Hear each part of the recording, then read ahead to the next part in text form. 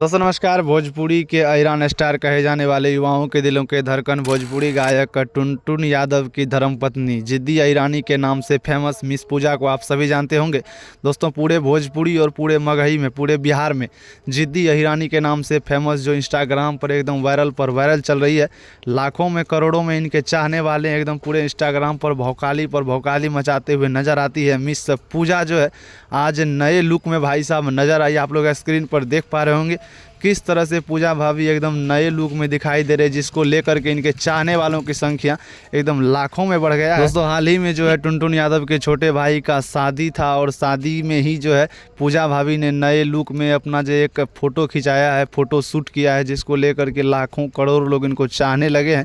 लगातार इनका ये तस्वीर अभी सोशल मीडिया पर वायरल हो रहा है।